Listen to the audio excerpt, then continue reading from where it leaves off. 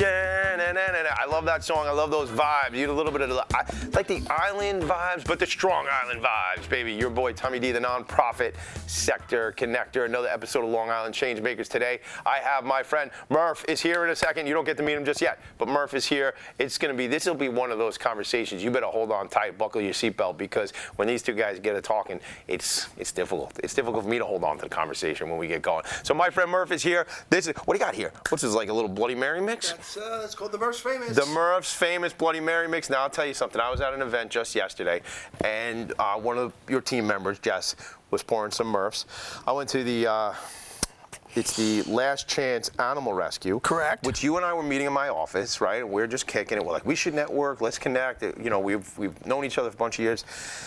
And I said, yeah, so, all right, dude, so I got Philanthropy and Focus. I got hashtag Ending the Stigma Together. I got this show called Long Island Changemakers. And then I said, we also do another project called the Professionals and Animal Lovers Show. And you, like we would do, grab your phone and you're calling, you call, hold on, yes, I'm doing your event. I'll be, meet my friend Tommy D. And like, that's how it went down. Pretty much. I went over there yesterday to that outing. I felt a little bad because it was like smoking hot.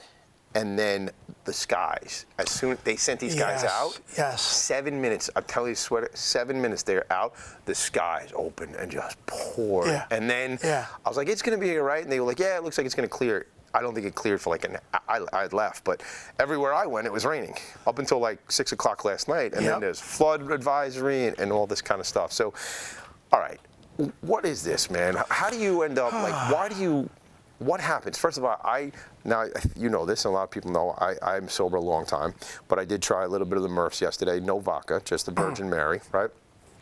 And I used to love Bloody Marys. On the golf course, we used to drink. I remember being down in Ocean City, have a double fisted on the Bloody Marys on the golf cart. A lot of good stuff.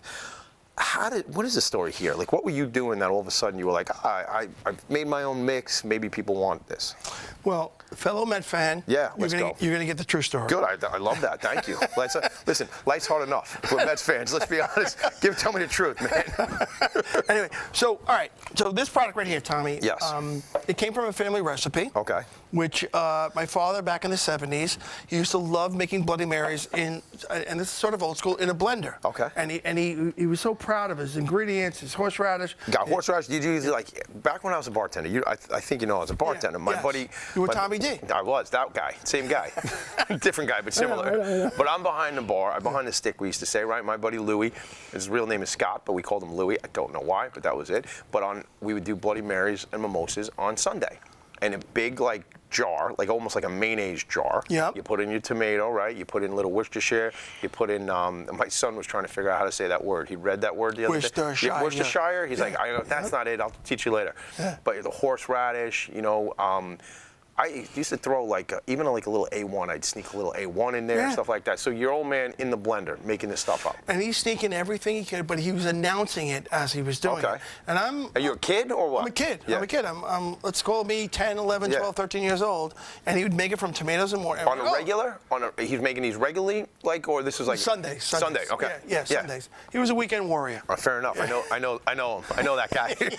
No, he had to mow the lawn first. He had to clean the garage. All the chores had to be done. All right, and then it's time to play. Correct. Got it. And this is one of the things he did.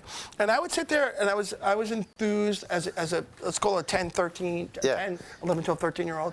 As a kid, like, wow, this guy's really passionate about this. Yeah, he's digging it. And there's another element. As I got older and we'd go out to breakfast at diners, and when we order our juice, I would always order tomato juice. You would, okay. And then would you work it over? You little pepper and salt or no?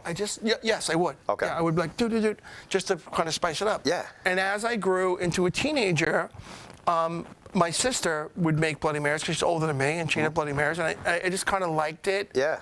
As a cocktail, as a drink. Sure. And again, as you know, before we get into the rest of the story, it's not something you chug. No. It's not something you have 3 or 4 of. No. It's something you have 1, maybe 2. Yeah, I'll tell you, it was always good on the golf course. Always good, and it's got kind of where our story will go later on. But it's always was, specifically this trip, we would go down Ocean City. So my uncle and his brothers and my cousins, it was a crew of us that would go down there. It was when their dad was still alive. We called it the Artie Nash Classic, and it would be just, it was debauchery, to be honest with you, man. I mean, I shouldn't. The bottom line is this: the golf got in the way of the drinking. Is really what happened. That's what the thing was like. I was like, oh, we got to play golf again. I'm dying from what we did yesterday. You know, it was tough, but that was always fun on the golf course. So we'll get into this division. You said something very important there about like, in your mindset, Ocean City meant golf and meant Bloody Marys. Yeah, it did. And we'll get into it a little later. Yeah. What I was trying to do, and I think I've accomplished it, was to have a wider view of the people about Bloody Marys. Got it, okay. Because if you think about it, and I know we're getting ahead of ourselves, Bloody Marys, if you really think about Tommy, is, okay, Bloody Marys what? Hangover, morning, tailgating, brunch. And which is fine. That's the box that it fits in. Sure. And, you know, I'm trying to widen that box, that was one of my goals, one of my visions. But back to how it started, I got into my teenage years, and back then you were allowed to drink in your teenage years, and I would make Bloody Marys from scratch, just like you would at the bar, right? And my friends would compliment me on it, you know, just me. And again, I'm not a chef. How close was this to the old man's recipe? It was pretty close. Yeah. With a couple little like you said, sneaking in. Yeah. Maybe I snuck in this. Maybe I snuck in that. Like I remember, I used to sneak in Crazy. Remember Crazy Jane's? I don't know that. It was a mix. It was like a. It was the reason I called it Crazy Jane. It had every sort of spice in it. Okay. So it covered everything. Yeah. Crazy Jane's. I just gave Crazy Jane a plug. And you know what? That was the other thing. There'd be like celery salt, and like I'm sure that was in Crazy Jane. That was in Is Crazy Jane even? Is she around still? She's crazy. We're trying to end the stigma around mental health around here, right? So, Crazy Jane. So, but that was. But that covered everything. And that's even like what's the one down in like Maryland in that Delmarva area? The one they put on the crab and all the stuff like that. Oh, Old Bay. Old Bay. Yeah. Right. Some people use that. Yeah. Right. Yeah. Wow. We didn't even script that one. No. See, that's what again. I mean, we're kind of already on. We're on the same frequency. They're all trying to catch up with us. I mean, they'll figure it out. So back to I know we jumped, but back to how it developed is I started making for my friends, and I eventually became the Bloody Mary guy. That was it. Murph's bringing the Bloody Marys. Yeah, right? yeah. Like like there's always one guy running. You go to a Jetta Giant game. Yeah. There's always one guy running into. Your wings. Oh, you got with the sausage and peppers. That's you. I mean, Murph, where's Murph? Hi. Yeah. Oh, we love your Bloody. Yeah. And then all of a sudden that was it. That was your. That was my assignment, and I took pride in it. Yeah, of course you did, because it was your thing, and everybody and it's cool when everybody says how great it is. Like, oh, Murph, these are great. I love these things, and then they look forward to it. Correct. So that was, and at that point, it was just my homemade mix and tailgates, and that was it. Then I did what most South Shore guys do. Face the product. I want to face the product, so everybody knows it's here. Yeah. I got married, and we did most. If you either own a boat or you join a beach club. We chose to join a beach club. Yeah. And then again. Probably the better move, I would say. Honestly, now I'm from Franklin Square, but I'm a North Shore guy now, right? And people they're all members of the Seacliff Yacht Club and all this stuff. Dude, do I need a hole in the water that's just gonna rot? Put more of my money into? I don't need that. So if I did want the other, it'd be the beach club. I think that's a better move. We thought it was, and we were comfortable. We brought our kids up there. Yeah. But I noticed right away that people used to kind of whip it up.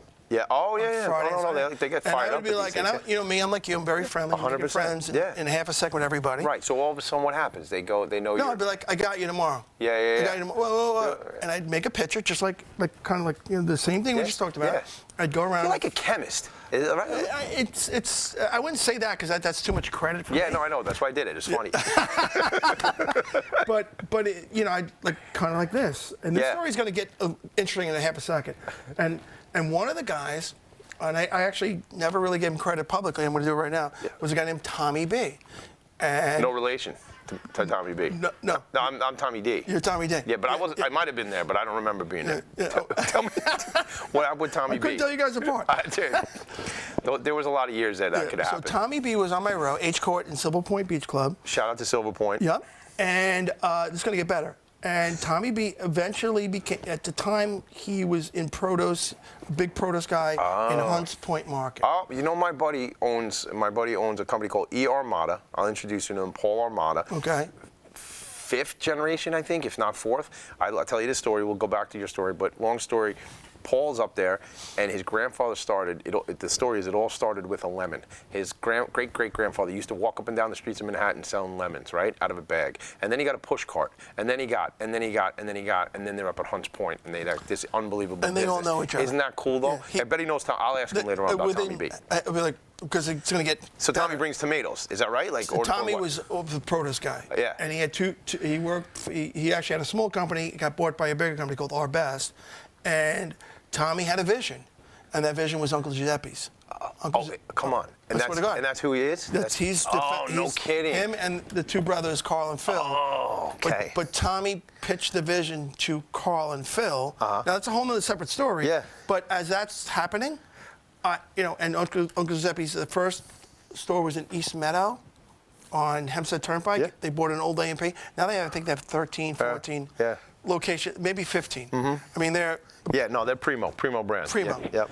And as that's developing, he's also telling me, he goes, you should bottle this one day. That's where it came from. I thought you were going to tell me from Hunts Point, he's hustling tomatoes for you to do this. No. He's a business guy, so he goes, there's something here, he's like, I love these Bloody Marys. And he goes, you should bottle this. And he was one of 1,000 people told me that. Right. So then finally, Tommy D, yeah. I went into a supermarket. I said, maybe there is something here. You're looking around to see if... Correct. And I wanted to find what they call either the set or the category. Okay. So when you see a set of mayonnaise or a set of... That's called... what's the category look like? Yeah. That's what supermarket people talk. Like, what do you have here? Oh, you have Goldens, you have this one, you have that one. Oh, you have Heinz. The category of Bloody Marys, I'm looking at it like this, like almost staring at it. What was there? I don't want to... So we're not going to give anybody names. But were there a lot of options? There was 2 or 3. Okay. And it was like lower shelf. Dust on them. Got it.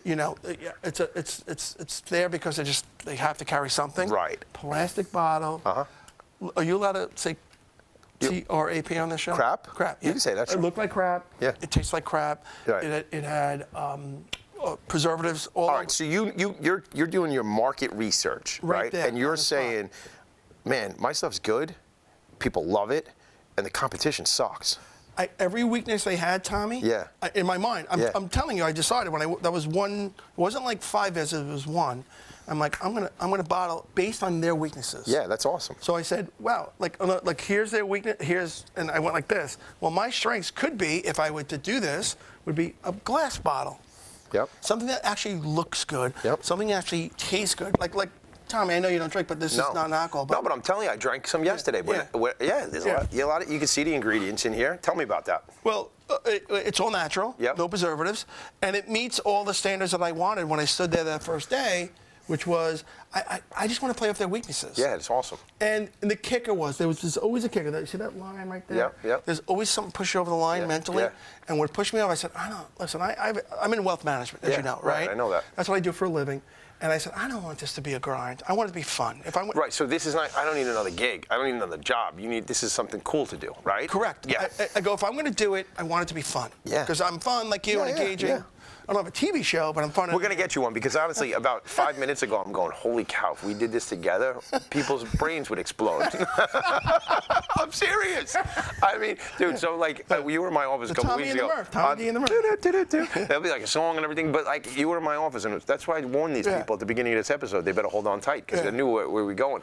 But even, we just bounce. We bounce all over the place. Yeah. But it's good. It's so good you content. wanted it to be fun. You wanted the brand to be fun. And then what really pushed me over the line, and then, you know me, I'm as transparent and honest, was I said, you know what, I don't want to be a vanity product, but I want to call it the Murphs because the one thing that the industry lacked was branding. Okay. There was no Coke or Pepsi, there was no McDonald's or Burger King, there was nothing. Like, think, today is August 1st, 2025. If someone walks up to a bar and orders a Bloody Mary, they're not going to go, can I get a... No, they're not going to call a name. They don't Can I get a Bloody Mary? Right. If they say they want a vodka and soda, when Tommy D was a bartender. Back then it was Absolute, but now it's Kettle.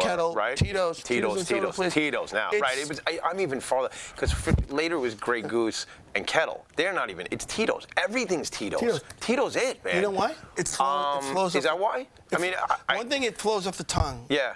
Tito's. Like, and I said, Murph, in a way, wants to become or aspires to become the Tito's. Like, oh, Murph's, it flows. No, it does flow. Right. You know what I mean? If you call for it, like you say, you ask for the brand. Give that's me a it. Murph's. Let me get a Murph's. I want a Murph's. Yeah. And so there was a branding aspect and their personality aspect. Yeah. You got that. Yeah. You know, there really was. I'm just, telling you like it is. Yeah. So that was the aspiration. And then back to Uncle Giuseppe's, I said to Tommy, who's now building Uncle Giuseppe's, he's now got 3 or 4 stores. I said, Tommy, remember you told me to bottle this at H Court and Silver Point Beach Club? Yeah, I did. I remember that. Well, I'm doing that. And when I do it, I shelf space. Do I have your support? Yeah. 100%. Yeah. And I basically lived in Uncle Giuseppe's on Route, what's it, 111? Okay. Yeah, 111 in Smithtown, which is one of his hallmarks at the time. Now there's other flagship stores. Yeah. But I lived there for 2 years. They're opening up one in my neighborhood. Oh, yeah. Yeah, up in North Shore in Glen Cove. Yeah. So, Greenville. Yeah. Correct. Yeah. Correct. I know that. That's right. So you still have placement with these guys? Oh, yeah. I'm in every store. Yeah. And, he said, he goes, listen, I love you. You're the greatest guy. I think you're awesome. Right. I think your mix is awesome. Yeah. But you can't be one day. It's got to be like. Meaning, what does that mean? Like, you can't just show up on a Saturday for 4 hours, give a tasting, and you think you made it. Okay. You have to live here. And I listened to him. Because I know they do a lot of. They're one of those stores that does a lot of cool stuff. Yeah. The guy walking around singing. Yeah, exactly. Yes. My brother-in-law lived by that store in like Deer Park Avenue, I think, over there. Like, it must be North Babylon or something like that. I think that's one of their stores. Is it the one in Port? No, is that Massapequa or Port? No, it's Suffolk. But maybe it's not that location. Anyway, the guy walking around like Mac the Knife, Sinatra, the whole with a wireless mic. Very funny. Yeah, he used to come by my booth. And that popcorn popping thing is always like that pop.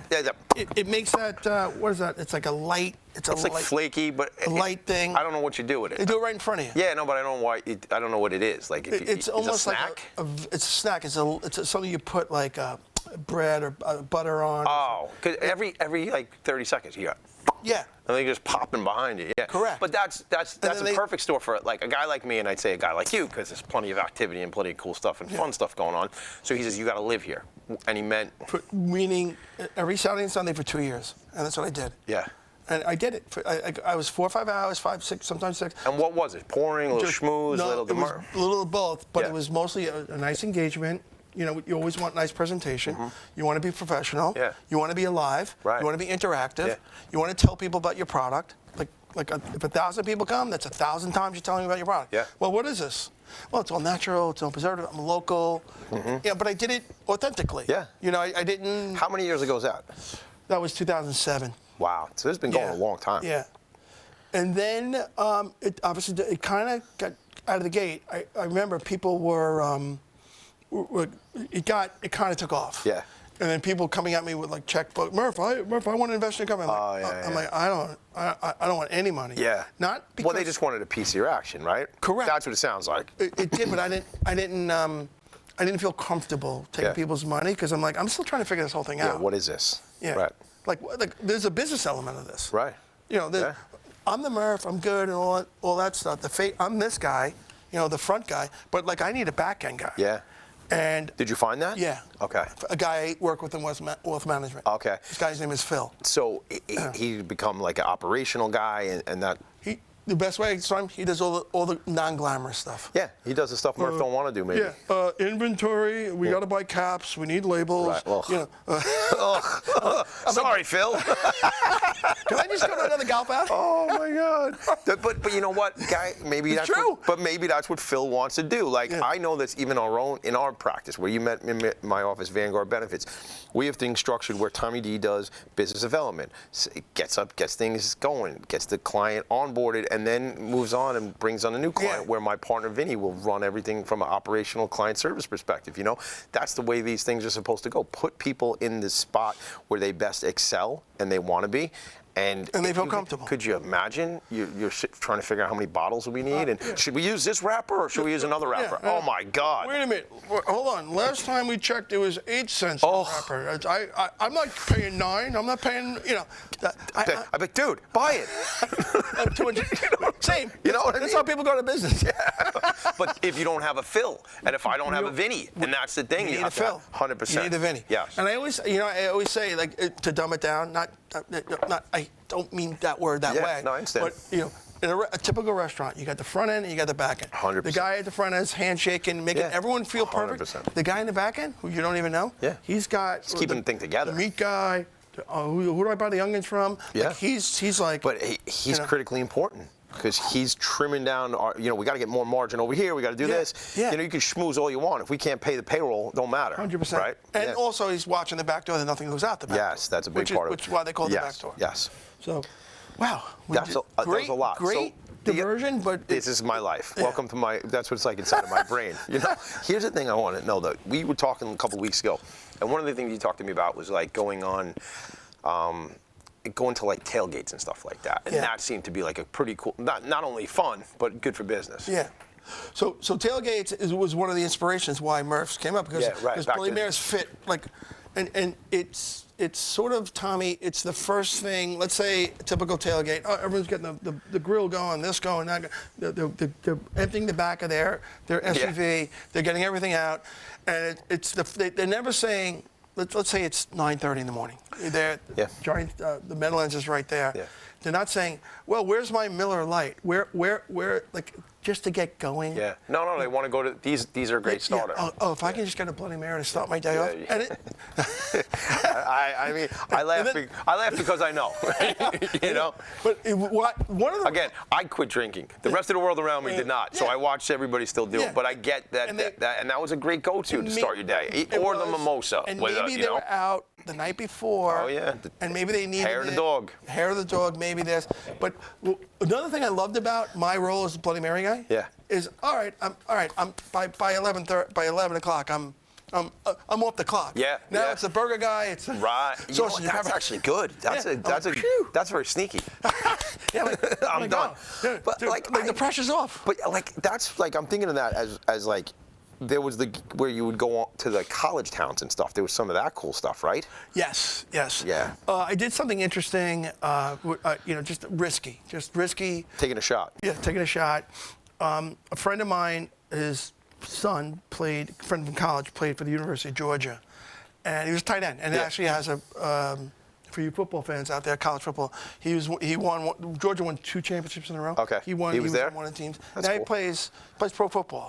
He's on the Green Bay Packers. No kidding. That's awesome. Yeah, he's tight end. Not a household name yet, but we're still. That's awesome. We're still hey, hoping. Listen, he gets a paycheck. Correct. And he gets to suit up on Sunday. I know. There's a lot more than a lot of guys. But the joke is, my friend now is like, why is this guy still on my cell phone plan?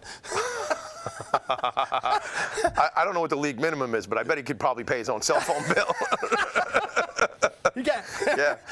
What we do for our kids, right? So we did something. I'm very proud. This is one of my most proudest media moments. I love this. I'm glad I asked you this question. Yeah, we went down to Georgia with a filmmaker, a talented filmmaker, accomplished filmmaker, and we went down and I called it Storm in the Beaches.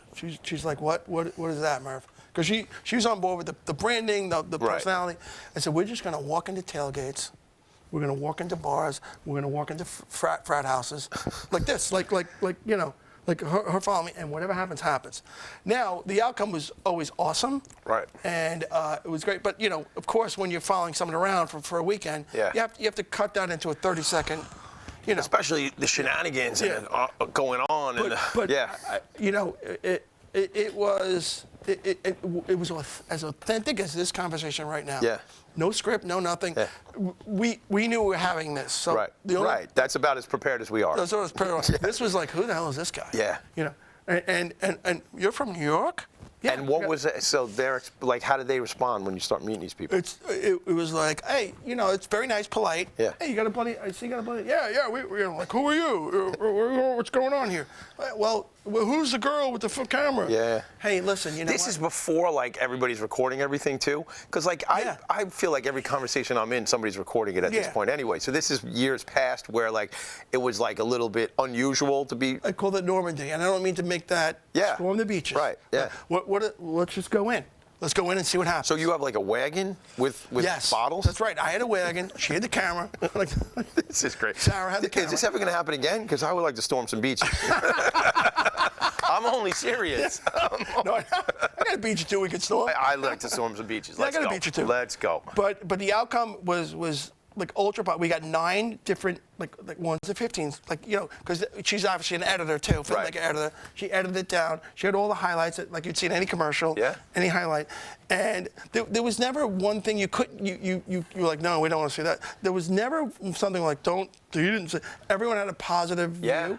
But for the viewer, for people who watch videos, they want to see 15 or 30 seconds. Oh yeah, you know, listen, the attention span. All right, so Murph. All right. Oh wow, that's pretty cool. I'll watch. And they can hang in there for 30 seconds and watch excitement. Yeah. And a big thing about Murph was to bring excitement and personality. Is that still what's going on? Bringing excitement and personality into a boring. This is because Bloody Marys are boring. Right. They're boring. Yeah. Yeah, I like how you're kind of flipping it on its ear because it's boring. Like I got Bloody Mary. Yeah. Right. So you were with all these seltzers. So I missed the seltzer generation, right? When I say I missed it, I mean I had quit drinking before. Like with this, want to hear a funny joke about these seltzers? I just so I drink like the seltzers on the bottom shelf of the supermarket. You know, like Vintage or Vantage. They got both. Polar. Oh no, Polar. Yeah. Polar Bear. I won't spend the money on that other one that like has like the funky flavors. I buy the cheapos, right? Yeah. But my point is, I saw that they're doing, you know, everybody's got a seltzer now, right? Like an alcoholic seltzer. Yeah. But what's funny is they're now selling so I drink non-alcoholic beer. They're selling non-alcoholic seltzer. Now, Murph, isn't that just seltzer? Like, but they're selling it in the distributor, like as if it's like, and it's expensive compared to the stuff I buy in the supermarket. So that you're still selling drinks. It's just soda water now. But you're tricking people into. I'm sorry, everybody, if I just blew up everybody's spot, but they're selling non-alcoholic seltzer, which is seltzer. They're piggybacking off what Tommy D. What did I do? No. Your guy walks into a distributor. Yeah. You're looking for an non-alcoholic beer. They're like, all right, it's non-alcoholic seltzer. I get that. But versus Joe regular seltzer. I know, they're both non-alcoholic. And look, now I'm like the hater, and like I'm blowing up somebody's business model. But if you know what, I guess if you're a knucklehead and you're going to buy non-alcoholic seltzer, which is just seltzer, you lose anyway. Forget it, pay. But what a mess. That I just think it's very funny. This though, I want to know the future for Murph's. I really want to. Like, where do we go? Because it's not a new brand, and it has turned the industry on its ear. It has made Bloody Marys fun. It has, and like any business, we have our ups and downs. Yep. And our big down was COVID. Okay, sure. Prior to COVID. Ironically, because I understand a lot of people drank a lot during COVID. COVID. Murph's was crushing it during COVID because everyone's during COVID. Everyone's like, I have nothing better to do. People were drinking. I learned later on. Yeah, day as drinking. A non-drinker, people were drinking at their desk with. You know, I didn't know that until later on. They were day drinking, and Murph's blew up. Yeah. Prior to COVID, we were in probably 33 states. Okay. But still a mom and I'm going to say mom and pop, but like a growing, like people had our eye. Like we were at one time we were the 12th or 13th largest Bloody Mary mix in the country. Okay. You know, based on the numbers. Yeah. You know, based on, just so you know, for your audience, this thing right here, the swipe, that goes to a rating system, and that's how they know. Is that right? Like the Nielsen system? Yeah, it's a Nielsen, but it's, okay. Yeah. Oh, it is Nielsen? Yeah, it's Nielsen, and there's another one, too. It escapes me right now, but that's why they know what's moving. How much of this stuff is moving. Well, buyers can look and go, let's get the report on that, because of that barcode. Anyway, so I'm going to give you the down and now the up. Give me the 30-second version. 30 seconds. Okay. So we lost coming out of COVID. Yeah. And the reason was the foot traffic wasn't back. Target, Wegmans, Stop and Shop, ABC Wine and Spirit down in Florida. They all said they all loved our relationship, but they're like, hey, listen, our foot traffic is not back because everyone's doing this. Oh, so what do they want? They're like, hey. We don't want to lean on you, but we need some marketing dollars, and we're hitting every brand up. And I'm like, listen, I'm still a small company. Right. Like, hey, Murph. Where somebody else can take that on the chin, a much larger company. Got it. A much larger company can go, oh, so Murph's can't pay? Yeah. We'll gladly pay. And it's called real estate. Yeah. So. The future, now we're working the independent channels, but I don't know what we're doing on time, but I want to slip another. Slip it quick because we've got 30 seconds. Okay. So the other thing about Murph's, it's so delicious, it's all natural, it's so good. And this went by in like. It goes quick. I know, it goes quick. I can't snap. Don't be back. A New York minute. It's so good. Our second use is you can cook and marinate with it. Oh, you can? Yeah. So this is my hot and spicy, right? And I put wings for the consumer to have an idea, like, I can use some of my wings. It's good marketing. On the original, which is green, everything's green, meaning that would be green, it is steak marinade. So it just kind of triggers another thought. I like that. In the consumer. You got to come back. You know, so one time we had a fundraiser for the station here from North Shore TV. I want a grill. It's down the hall, and I've threatened that we should do something with the grill. So maybe we marinate some wings. You come back, we do this. And steak. I love that. Yeah, we could film. Promise? Promise? Right, Hold on, pinky swear. Never on the show has anybody pinky swear with me. Look at it. Well, Thank you, bro. This is fun. We're going to do our own show. Check it out. Murph's famous. I'm Tommy D's famous. Let's get after it. All right, listen. This show is called Long Island Changemakers. I lost control of the show. That's what happens when we sit together. You lose control. This is my show, Long Island Changemakers, talking to great people doing great work. This has been another In Focus, although out of focus, production. See ya. Bye. Later.